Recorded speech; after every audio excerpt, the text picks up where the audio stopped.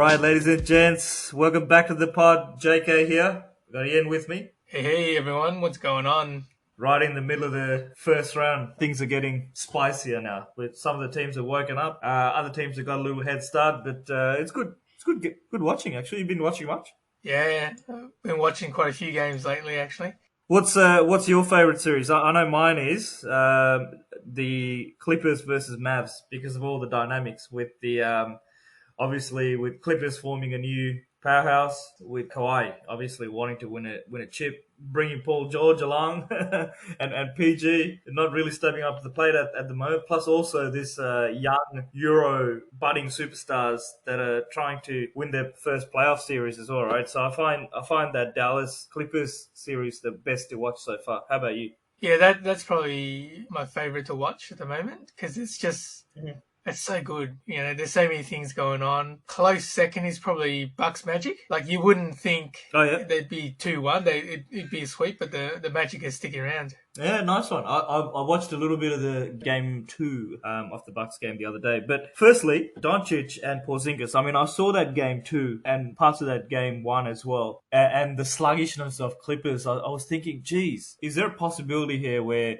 Doncic announces himself as one of the top three players in the league? Porzingis has a great series as well, and they'll be able to knock off Clippers because generally in the NBA, as we know, whoever's got the best player on the floor generally comes through. Yeah, So, how are you seeing those two guys play? I'm loving how they play because it's so good. And Doncic, like, he's a triple double threat every time he gets on the floor. Just gonna be sad with his injury, man. So is he out? It's just an ankle sprain, right? It is, but it really hurt him. Yep. I think he took a knee as well into the shin by Kawhi. Ah, damn Kawhi. Yeah, I was looking at it and I zoomed in and go, did it hit his ankle or because he was holding it for a while? I mean, look, Clippers are lucky, right? First game, Porzingis gets thrown out. Third game, Doncic is injured. So, they're up 2-1 Clippers. And I must say, playoff P is not playing like playoff P right now. He's playoff losing P.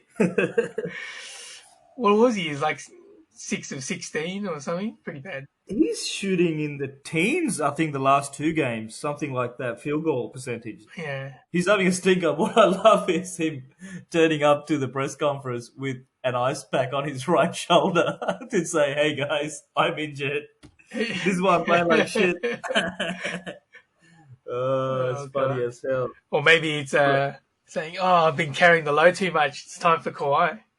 I think Kawhi is well within his rights to say, I'm carrying you guys too much. So, Yeah. Look, one thing for me is there's just a huge gap between Paul George and Kawhi, right? Kawhi's just, I mean, firstly, the player Kawhi's becoming an elite scorer Yeah. to what he started out as being a stopper, right? An athletic stopper in San Antonio. It's been a dramatic transformation. He's just belief, hard work, and execution. I think he's truly one of those guys that mentally he's just so focused. He's got so much confidence that he always is going to put himself in that superstar status. Whereas guys like Playoff P, you can tell their confidence is ebbs and flows, right? So look, it's great compliment to Kawhi. Yeah, he definitely. What was he? He was scoring like 10 points a game when he first started, and then now he just scores at will. He's a beast. I was just thinking, geez, Spurs, if they held on to this guy, if they kept him happy, they could have extended this run of being an amazing team for another 5-6 years, right? But not to be. They were just missing that one piece, I reckon. If they didn't trade for LaMarcus Aldridge, who was poo. Yeah. I agree. All right. So the other great series for me is actually probably on par. To be fair, is the Blazers Lakers series, and I know they're playing in a couple of hours, I think. So I'll be tuning into that one. Yeah, game 3. That's it. Game 3. Firstly, look, Blazers came out hot that game one. I think they've actually got a really good, even team from a scoring point of view. I think they're the best scoring team in the bubble with Dame, CJ. You can throw in Melo in there for 10, 15 points. And Nurkic's play has just been really, really impressive. I saw this guy, genuine 7-foot big dude, out on the perimeter shooting threes. And I'm just thinking, man, the game's changed so much. So, yeah, really, really impressive team. It's all locked up 1-1 though. Yeah, I like his three play, but for a 7-footer, he needs to grab more boards. Yeah, he can do some he can do some weird clumsy stuff sometimes. Nurkic. It's almost like he tries to finesse too much, or he doesn't get the boards hard enough. But Yeah, it's like he's afraid to go up. yeah, but yeah, I think Nurkic is a key man in tonight's game. He can one, he needs to stop Anthony Davis because he's just had a monster game, Davis, last game. And two, they need his scoring and stretching ability. Yeah, definitely. And the other thing is that Melo. I feel like they never threw the ball to Melo that game too. I was just watching, and I think he was open quite a few times as well. They just never ran enough plays for Melo. I think they have to get the ball in Melo's hands further to stretch the floor for guys like CJ and Dame. So very curious watching. I mean, I'll be interested to see, are the Lakers going to really smash them again in Game 3, or is this going to be more of an even game, which will determine the rest of the series, I think. Yeah, I think you make the call for the Lakers if other people get involved, right? But if they're just relying on, LeBron and AD, they're going to lose Game 3. Yeah, spot on. I think that third scorer, third playmaker is still. It's not there, right? It's. I mean, look, KCP had an absolute stink bomb on game 1 point in 29 minutes or something like that. But he had a really good game too, so I think that helped them win the game. He hit 3 or 4 threes. But. Yeah, I mean, throughout the season itself as well, right? LeBron and AD would provide their output, but generally one of these guys would stand up like a KCP or Rondo, Bradley, or Kuzma. But they really need Kuzma to be more consistent and always that third guy. So I don't know. I think they just need more. You're right. They need more consistency from a third scorer, third stopper, third scorer, whatever it is. How did you think of AD's game? He was unbelievable. Like, he was just everything about him was so good that game. It just went off. He's such a. I never valued his scoring enough. He's just such a really good shot blocker, help defender, cuts out the lanes and so forth. So yeah, I mean he looks like the best player on the court really when AD's playing that well. So and AD is the man towards that championship. If he plays at that level, they win a chip. There's no doubt about it. Yeah. If he doesn't, then. Because like when he plays well, because he started off as a point guard, and when he was in his high school and college years, and then he shot up, and then he still had those skills as a 7-footer. Yep, he still had that monobrow as well. Yeah, he looks so much cooler. He looks like a cool dude now than what he rolled out to the league with that stupid monobrow of his. And LeBron, yeah, quite sort of scoring game, but we know he's ready to turn it on. He's trying to be more of a facilitator as well. And Dion Waiters, he's going to play a role, especially with Rondo out for the time being. I think he's still going to play some type of minutes at the point guard position, bringing the ball up. Has he played many minutes? I haven't really seen him. He's played, I think he's playing maybe 10 to 12 minutes a game, and he's been quite effective, I think, because he's one of those guys that can create his own shot as well. He's not just a corner spot up shooter. Yeah, I seem to see like when he was at the Heat, he was more prominent than he is now. Like, he's gone a bit quiet since being at the Lakers. And he's a little bit of a podgy bugger at the moment. So he's working off some Philly cheese, as he calls it. But yeah, no, he's been all right. So I think JR was slowly getting into it as well, and the rumor is that Rondo is not far away. Yeah. So good news so far. See, all these guys, they're streaky. They're real streaky players. Yep. They're not consistent at all. They need that third guy to stand up consistently. I agree. Yeah.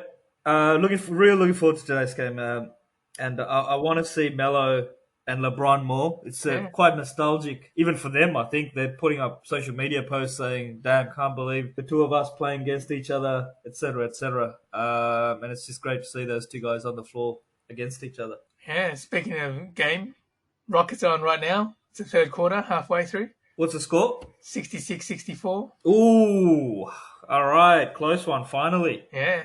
Because that's been a couple of lashings by the Rockets towards the Thunder so far. Yeah. Well, CP3 needs help, mate. The little fat vegan. Yeah. Maybe he needs to turn back to some meat. But without Westbrook. Yeah, without Westbrook. I didn't realise they'd do it so easily. He's cheering on the sidelines, apparently. I've seen him. The Brody's at it, man. He's like a 1,000% energy all the time, no matter what he does. So he's a cool dude. He's actually jacked up a fair bit, just quietly. Damn, man. Yeah. Brody's just been. He's definitely not a vegan. Yeah, definitely not vegan. He's eating some serious cows right now. Yep. Yeah, let's hope Shai, Gillis, Alexander, CP3, Danilo Gallinari, Dennis Schroeder, all these guys, they show something, right? Because they've had a really good season, overachieved in so many aspects. I think someone pointed out that people gave them 0.2% chance of making the playoffs. That's ridiculous when you think about it. Those analytics numbers, I'd love to see the rules around those because that's insane. So they've really overachieved, but it'll be a shame if they get swept. Hopefully they make a stand today. So your favourite series so far, Bucks Orlando. Yeah. What are you seeing, and what's your take on it?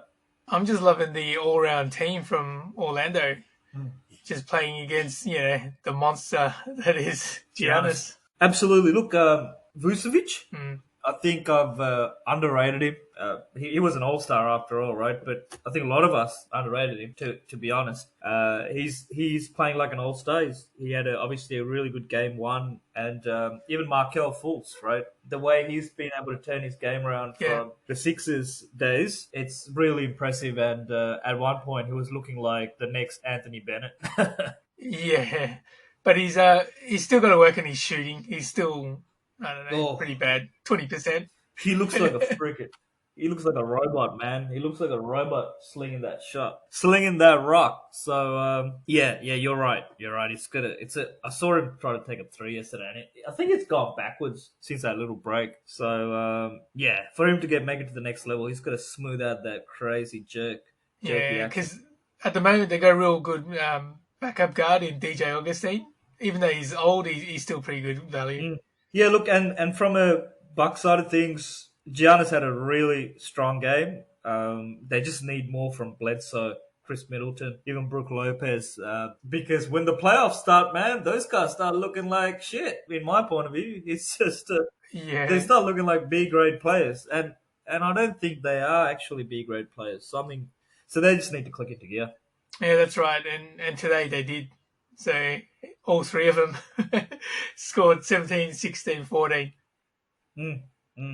Nice one. All right, well, let's wait and see for game 3 with theirs. I got to give a shout out to Spida Mitchell, man. He's dropped 57 that game 1. I didn't get a chance to watch, but he's taken that point guard spot from Mike Conley, who is, I think, injured, and he looks a lot better at that point guard spot. So the Utah team's got some decisions to make, to say, well, do we still give the ball over to Spida and just be the complete dominant ball handler, or we play him off the ball? Yeah, that's right.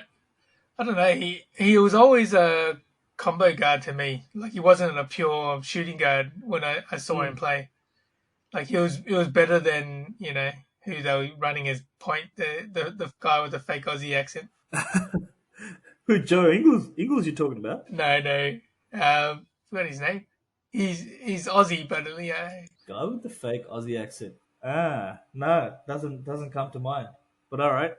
But yeah, look, it's a lot more even than people are giving it credit for. But in hindsight, we should have known, right? Because they've got Spida playing really well. Rudy Gobert is always going to be a dominant presence in the key, and they've got that sixth man from Cleveland. He's playing really well as well. So, and Paul Millsap is doing his thing as well. So And Denver, it's interesting. They should get over the hump over here, over Utah. On paper, they've got more talent, but let's wait and see. It's Jokic again. If he's to be considered the best center in the league, which a lot of people say he's going to get this one over the line. I think they've just got too much talent across the board over Utah. Yeah, exactly. It's Dante Exum, that's one. Oh yes, Dante Exum, of course. But Dante's long gone. He's now a Cavalier, mate. Yeah, and he was poo. You're very strong in your assessment of. If you don't think they're a good player, they're straight up poo. Now why not? No, like he was in the video game as well, and like they touted him as the next big star. He's just never lived up to it. Yeah, they touted him as Kobe Bryant equivalent. So let's face it. I mean, that's always a stretch trying to compare a player to that level. So yeah, he got injured multiple times too. But he plays for the Cavaliers. Let's not talk about them because they're not in the playoffs. We can talk about them later. Yeah, potentially. Sixers, man, they're bad. Real worrying signs. Really bad. Yeah. Hey, they're poo. You can use your word now. They are poo. Yeah. Look, obviously Ben's out, but you almost think the process is about to be re-engineered because I don't know. I mean, Embiid might leave after this. What are the chances he requests a trade at the end of all this? I reckon he will. I don't know. They have to decide, because they signed everyone. They re-signed Ben. They have to decide which way they want to go. The first thing they're going to do is probably get rid of Brett Brown.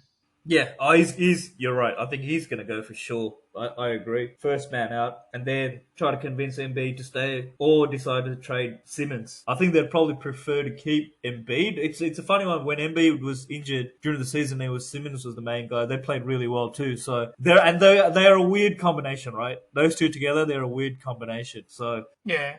Look, sometimes weird gives you wins, right? Because they're just such a unique combination, but it's not working out. Yeah, they have to decide. They should have decided before they re-signed Simmons was which way do they want to build? Do they build around Embiid or Simmons? Yep. Because Embiid, you didn't have to put shooters around him because he can shoot. Mm. You're just going to have defenders and people that can help score. Yeah, no doubt. So, that's going to be a big watch point. Are they going to break it up? Well, not completely break it up, but get some assets back. I don't think they'll be just looking to get draft picks, right? If they trade one of those guys, they'll be wanting another superstar back. Yeah. So who would be that player coming back will be the question. So something for the off-season. But look, 3-0 down, and the Celtics are playing really well, man. That group of Celtics young players, Jaylen Brown, Jason Tatum, even Kemba Walker, Marcus Smart, full. They're a good group, and they're going to give a real good shake, I think, in terms of coming out of the East. Yeah, like when they really bad when I saw it when they had Horford and Embiid at the end. So I was watching that last. Philly was up there; they were neck and neck. It was like 94 all or something, and then the Celtics just took control. They were so energetic. Embiid, he just looked dejected. He was just tired because he was getting double and triple teamed, and none of the others were doing anything. Yeah, he needs help. I mean, look, I think another huge failure of these guys is getting Al Horford for a max contract. I mean, I think they signed him for 4 years or whatever. Right? 4 years, and he max deal. He's just. And he's a bit older too, right? I think he's 33, 34. So that'll haunt them too, I think, for years to come. Yeah. I don't think he was worth max. Like, you give that to someone like LeBron, but not Horford. He's not on LeBron's level. True that, man. So they've got a few things to sort out. Those boys will be one of the bigger talking points to come. Any fireworks between Butler and TJ Warren? Any little fisticuffs? Any little push and shoves? What do you think? There hasn't been much that I've seen. Yeah. They settled down after the first game. I think surely after all the talk, it's like being in school, right? In the backyard, couple of tough guys talking the talk, and they're eyeing each other off. or in the schoolyard. There's a crowd gathered around him. They're still talking, but after all that talking, everyone wants to see a little push and shove and then maybe a couple of punches thrown in, right? So we need that. Yeah, Jimmy's just talking with his game at the moment. He's just smashing him. Talking that game, yeah, good for him. Good for him. No, he's playing really well. Jimmy B, and doing quite easily as well, actually, than most of us thought would happen. Yeah, that Pacers team, they lack, like, overall they're good, but they need a superstar. No doubt. So it looks like that's going to be a sweep, but Miami's a good team. All right, well, that's the playoffs so far, and it's been good fun. It's been good fun watching it. The teams have finally clicked into gear, and now it's race that 16 wins, man. 16 wins gives you a ring, as they say. Yeah. Yeah, exactly. Did you want to cover the drafts quickly? Absolutely. The lottery numbers? That's the playoffs, and now the draft, and all I want to say is, man, New York, the bad luck continues, man. 8th pick. Yeah. 8th ain't going to get you shit. Even Cleveland got up higher. And they get more because they're so bad. Cleveland is picking 3rd? 5th. 5th. Right. Yeah. Look, Minnesota gets the first. If you're the GM of Minnesota, who do you take? Melo? No, don't take Melo. They don't need another point. Oh, okay. I take. Yeah, they've got D'Angelo Russell. Yep. I agree. Yep. I reckon they take the. Is it Anderson? Are you talking about the big man? That's Wiseman. Yeah, the big man. Yeah, Wiseman, the guy that played only a handful of games and got suspended, right? Yeah. Yeah. So I think can Cat play with another big man? Is the question? Does Cat need another really good big man, or do we go with another really good wing like Edwards, who played for I think Georgia, something like that? I think he had a pretty good game. There's some question marks on work ethic and things like that, but from what I'm hearing, they're the clear top 3. So and Golden State, man, the lucky just get luckier, don't they? Yeah, I reckon they trade the pick. They'll trade that one. They won't use it. They won't pick. Really? Yeah. For what though? I mean, for me, I'm thinking, man, if they get someone like, well, I'm thinking Melo, but they've got Steph and Clay to come back in the backcourt, right? Mm-hmm. And they got Wiggins as well. Yeah, interesting. They need someone to help, the fat man that has everything to say except his game. What? The fat man, Draymond.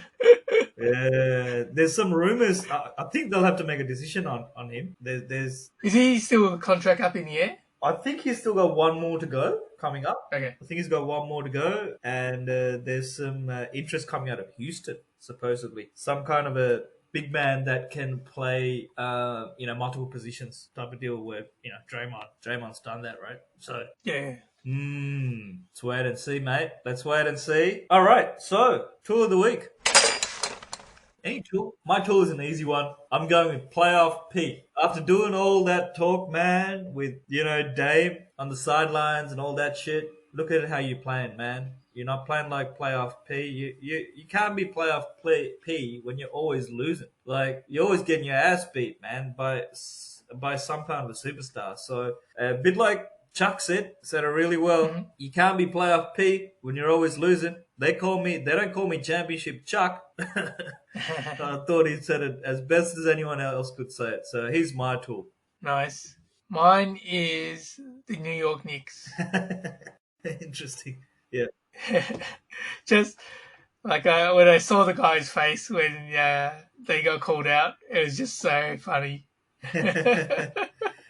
8th pick. Oh, man. I mean, let's just say, right? They could get lucky, but I think Steph Curry was the 8th pick, something like that. So you never know. Yeah, you never know. But this year's draft is not that strong. Yeah, I agree.